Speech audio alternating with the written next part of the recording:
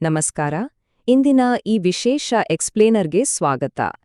ಇವತ್ತು ನಾವು ಮೇಷರಾಶಿಯವರ ಪಾಲಿಗೆ ಅತ್ಯಂತ ನಿರ್ಣಾಯಕವಾಗಿರುವ ಒಂದು ಕುತೂಹಲಕಾರಿ ಜ್ಯೋತಿಷ್ಯ ಮುನ್ಸೂಚನೆಯನ್ನ ಸಂಪೂರ್ಣವಾಗಿ ವಿಶ್ಲೇಷಣೆ ಮಾಡಲಿದ್ದೇವೆ. ಮೂಲಗಳ ಪ್ರಕಾರ ಕೇವಲ ಮೇ 10ರಿಂದ 13ರವರೆಗಿನ ಈ 4 ದಿನಗಳ ಕಾಲಘಟ್ಟ ಈ ರಾಶಿಯವರ ಭವಿಷ್ಯವನ್ನೇ ಬದಲಿಸಬಲ್ಲದು ಅಂತ ಹೇಳಲಾಗ್ತಿದೆ. ಬನ್ನಿ, ಈ ಭವಿಷ್ಯವಾಣಿಯ ಹಿಂದಿರುವ ಅಚ್ಚರಿಯ ಲೆಕ್ಕಾಚಾರಗಳೇನು ಅಂತ ಒಟ್ಟಿಗೆ ಅರ್ಥ ಮಾಡಿಕೊಳ್ಳೋಣ. ಇಂದಿನ ನಮ್ಮ ಈ ಪಯಣದ ರೂಪುರೇಷೆ ಹೀಗಿರಲಿದೆ.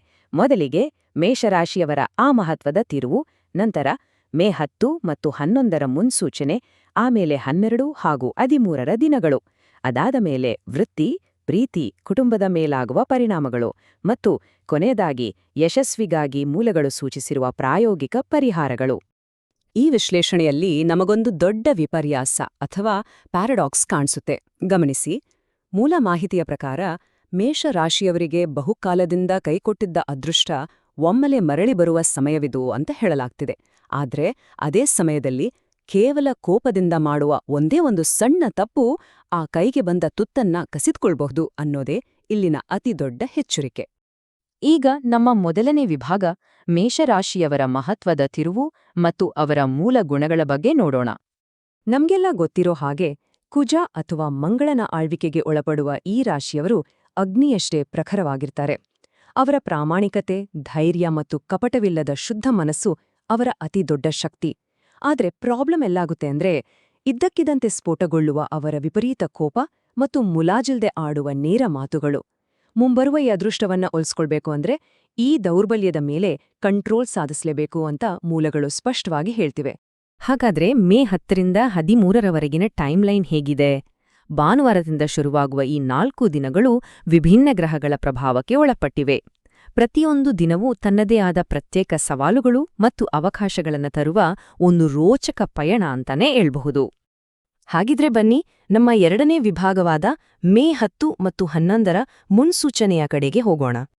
ಭಾನುವಾರ ಅಂದ್ರೆ ಮೇ 10ರಂದು ಸೂರ್ಯನ ಪ್ರಭಾವ ತುಂಬಾನೇ ಸ್ಟ್ರಾಂಗ್ ಆಗಿರುತ್ತೆ. ಇದು ಖಂಡಿತವಾಗಿಯೂ ಒಂದು ಹೊಸ ಉತ್ಸಾಹವನ್ನ ತರಲಿದ್ದು, ಉದ್ಯೋಗ ಅಥವಾ ಹಣಕಾಸಿಗೆ ಸಂಬಂಧಿಸಿದಂತೆ ಒಳ್ಳೆಯ ಸುದ್ದಿ ಬರುವ ನಿರೀಕ್ಷೆಯಿದೆ. ಒಟ್ಟಿನಲ್ಲಿ ಇದೊಂದು ಪಾಸಿಟಿವ್ ಆದ ಶುಭಾರಂಭದ ಸೂಚನೆ ಅಂತ ಹೇಳ್ಬೋದು.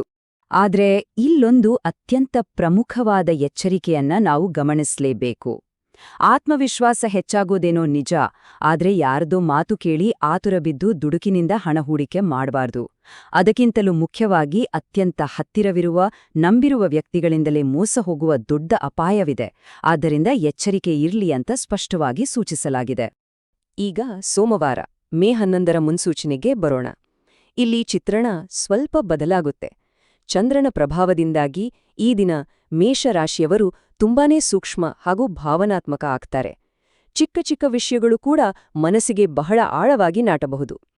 ಆದರೆ ಈ ಭಾವನಾತ್ಮಕ ಏರಿಳಿತಗಳ ನಡುವೆಯೂ ಒಂದು ರಿಲೀಫ್ ಏನಪ್ಪಾ ಅಂದ್ರೆ, ಬಹುಕಾಲದಿಂದ ಕಾಡ್ತಿದ್ದ ಕೌಟುಂಬಿಕ ಸಮಸ್ಯೆಗಳು, ವಿಶೇಷವಾಗಿ ವಿವಾಹ ಅಥವಾ ಭೂಮಿಗೆ ಸಂಬಂಧಿಸಿದ ವಿಚಾರಗಳು ಸುಖಾಂತ್ಯ ಕಾಣಲಿವೆ. ಹಾಗೆ ಕೆಲಸದ ಜಾಗದಲ್ಲೂ ಮನ್ನಣೆ ಸಿಗುವ ಸಾಧ್ಯತೆಯಿದೆ. ಆದರೆ ನಿದ್ರಾಹೀನತೆ ಮತ್ತು ಆತಂಕದಿಂದ ಉಂಟಾಗುವ ಎದೆಬಡಿತದ ಬಗ್ಗೆ ಸ್ವಲ್ಪ ಎಕ್ಸ್ಟ್ರಾ ಕಾಳಜಿ ವಹಿಸೋದು ಬಹಳ ಮುಖ್ಯ. ಇನ್ನು ನಮ್ಮ ಮುಂದಿನ ಘಟ್ಟ ವಿಭಾಗ 3, ಮೇ 12 ಮತ್ತು 13ರ ಮುನ್ಸೂಚನೆ.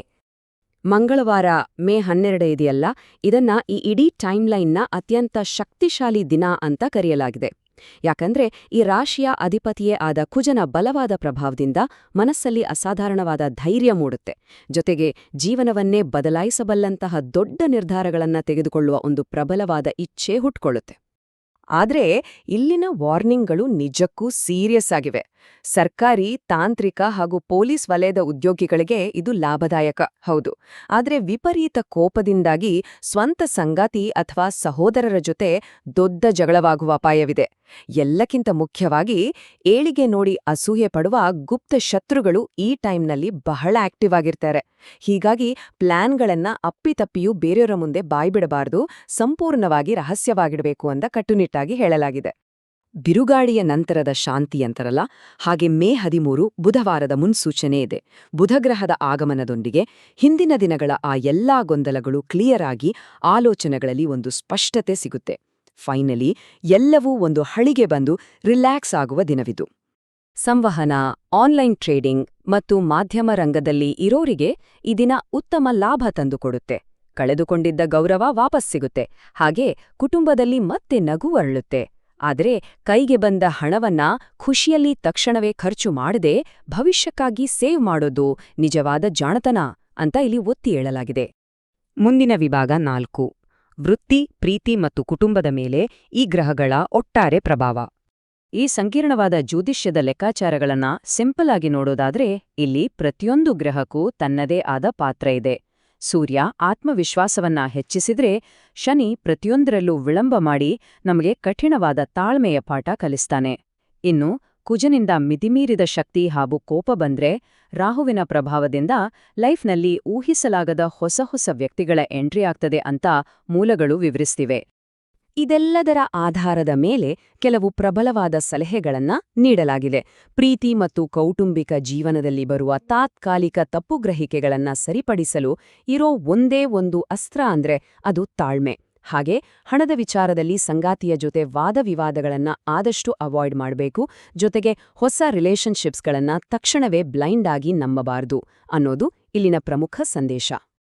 ಈಗ ನಾವು ನಮ್ಮ ಕೊನೆಯ ವಿಭಾಗ 5ಕ್ಕೆ ಬಂದಿದ್ದೀವಿ. ಯಶಸ್ಸಿಗಾಗಿರುವ ಪ್ರಾಯೋಗಿಕ ಹಾಗೂ ಆಧ್ಯಾತ್ಮಿಕ ಪರಿಹಾರ ಕ್ರಮಗಳು.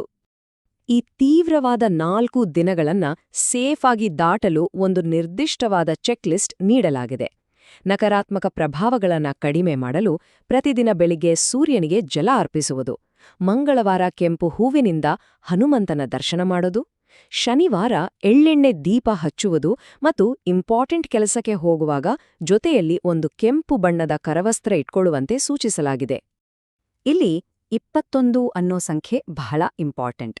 ಕುಜನ ಕೋಪವನ್ನು ಶಾಂತಗೊಳಿಸಿ ಆತನ ಕೃಪೆಗೆ ಪಾತ್ರರಾಗಲು ಓಂ ಅಂಗಾರಕಾಯ ನಮಃ ಅನ್ನೋ ಮಂತ್ರವನ್ನ ದಿನಕ್ಕೆ 21 ಬಾರಿ ಜಪಿಸಲೇಬೇಕು ಅಂತ ವಿಶೇಷವಾಗಿ ಹೈಲೈಟ್ ಮಾಡಲಾಗಿದೆ.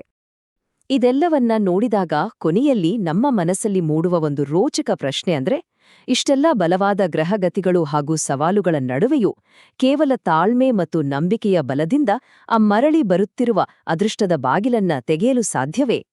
ಜ್ಯೋತಿಷ್ಯದ ಈ ಲೆಕ್ಕಾಚಾರಗಳು ನಮ್ಮ ದೈನಂದಿನ ತಾಳ್ಮೆ ಮತ್ತು ಕೋಪದ ಜೊತೆ ಹೆಣೆದುಕೊಂಡಿರುವ ರೀತಿ ನಿಜಕ್ಕೂ ಆಶ್ಚರ್ಯ ತರುತ್ತೆ ಅಲ್ವೇ? ಈ ಎಕ್ಸ್ಪ್ಲೇನರ್ ಮೂಲಕ ನಿಮ್ಗೆ ಹೊಸ ಒಳನೋಟಗಳು ಸಿಕ್ಕಿವೆ ಅಂತ ಭಾವಿಸ್ತೀನಿ. ಭೇಟಿಯಾಗೋಣ ಮುಂದಿನ ವಿಶ್ಲೇಷಣೆಯಲ್ಲಿ.